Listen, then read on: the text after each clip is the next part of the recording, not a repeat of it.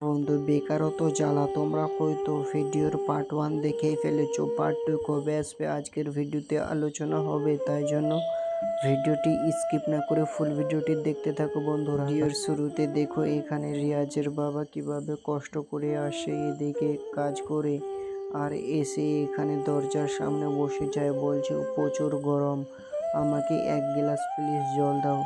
তখনই দেখো কিভাবে রিয়াজ এই ডায়েরিটি নিয়ে বাইরে চলে যাচ্ছে ইন্টারভিউ দেওয়ার জন্য। তখনই বাবা এখানে থামতে বলে বলছে কোথায় যাচ্ছিস, বলছে ইন্টারভিউ দেওয়ার জন্য। কিন্তু দেখো কিভাবে এখানে তার বাবা সকাল সকাল বকা দিচ্ছে ছেলেটাকে, বলছে তুই যে এর আগের বার ইন্টারভিউ দিতে গেছিলিস ওখানে কি ঝগড়া করে এসেছিস, আবারও যাচ্ছে ঝগড়া করার জন্য নাকি।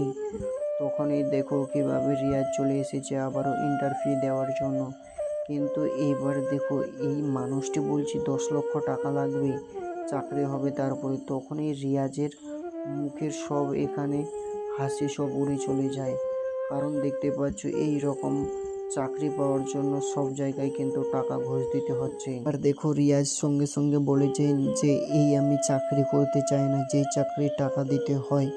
রিয়াজ কিন্তু এখানে বারবার করে বলছে তোমরা এইগুলো টাকা কি করবে, তোমরা কি এইগুলো টাকা কোনো সরকারকে দেবে। তখনই দেখো কীভাবে এখানে বেশি বেশি ঝগড়া ঝামেলা হয়। তাই জন্য এখানে দারোয়ানকে ডেকে নেয়। দারোয়ান এসে সঙ্গে সঙ্গেই রিয়াজের হাত ধরে এখানে টানতে থাকে, বলছে স্যার বাইরে চলো বাইরে চলো। কিন্তু রিয়াজ তো এখান থেকে যেতে চায় না। এখানেও ঝগড়া করে রিয়াজ তারপরের দিন বাড়ি যায়। আর দেখো রিয়াজের বাবা রিয়াজের উপরে রেগে যায়, বলছে বাপের হোটেলে খেলে না ঠিক এইরকমই লাগবে। কোনো নিজের একটা বোন আছে, সে বোনটাকে বিয়ে দিতে হবে সেই টেনশন নেই। তুই চাকরি করতে গেলি, তোর কাছে টাকা চাইলে তুই অফিসারের সঙ্গে ঝামেলা করে চলে আসছিস। তখনই দেখো কিভাবে তার মেয়ে বলছে বাবা একটু দাঁড়াও না।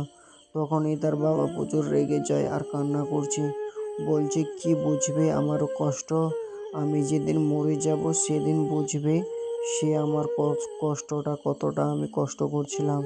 রিয়াজ তখনই অবাক হয়ে গেছে আর কান্না করছে, বলছে ঠিক আছে আমি বাড়ি ছেড়ে গেলাম, যেদিন আমি কিছু করে দেখাবো সেদিন এই বাড়িতে পা দেবো, না হলে আর পা দেবো না। রিয়াজ কিন্তু ঘর বাড়ি ছেড়ে দিয়ে চলে এসেছে দূর প্রবাসে, এখানে কিছু চাকরির সন্ধানে। কিন্তু এদিকে নতুন শহরে এসে কোথায় যাবে কোথায় কি করবে কিছুই বুঝে পাচ্ছে না। তাই জন্য তো একটু ঘর দেখে গেছিল, কিন্তু এখানেও কাছে কোনো সন্ধান মেলে না। এদিকে ওদিকে শুধু তাকায় কিন্তু কোনো মানুষ এই রিয়াজের সঙ্গে কথা বলে না। আর একটা মানুষের সঙ্গে ধাক্কা লেগে এখানে নিজের এখানে কভার ফাইলটা মাটিতে পড়ে যায়। কিন্তু দেখো এদিকে তবুও রিয়াজ ওই মানুষটির সঙ্গে ঝগড়ায় না ঝামেলে রাস্তায় ঘুরে বেড়ায়। কিন্তু দেখো এদিকে একটি পেপসিওয়ালা মানুষ কীভাবে কষ্ট করে কাজ করছিল, রিয়াজ সেই রাস্তা দিয়ে হাঁটে যাচ্ছিল। তখনই রিয়াজের চোখে পড়ে এই মানুষটি। তখনই মানুষটির পাশে চলে এসে রিয়াজ আর ধাক্কা মেরে দিচ্ছে, বলছে এটা কি, আরে এই মানুষটি তো একাই উঠাতে পারছে না, চলো আমি এর ধাক্কা মেরে দিই। তখনই অনেকটাই এগিয়ে যায় আর এখানে বলছে রিয়াজকে, আরে বাবু তুমি কে, কোথা থেকে এসেছো, তোমাকে তো ঠিক চিনতে পারলাম না। রিয়াজ বলে, না আমি তো এখানকার নেই দাদু, আমি তো ওই গ্রাম থেকে এসেছি, এখানে কোনো কাজের সন্ধানে, কোথাও কি কাজ আছে। তখনই দেখো এই ম্যানেজারের কাছে নিয়ে চলে এসেছে ওখানে রিয়াজকে। এবার দেখো বলছে স্যার স্যার আমি না একটা ছেলেকে নিয়ে এসেছি, গ্রাম থেকে এসেছে, তোমার কাছে কি কোনো কাজ আছে। তখনই দেখো বলছে হ্যাঁ আমার কাছে কাজ আছে। কোথাকার ছেলে এসেছে বলো, বলছে ওই যে গ্রাম থেকে একটা রিয়াজ নামের ছেলে এসেছে। ঠিক আছে আমি এখনই তাকে ডাকছি, দাঁড়াও। বলছে রিয়াজবাবু একটু এদিকে আসো তো।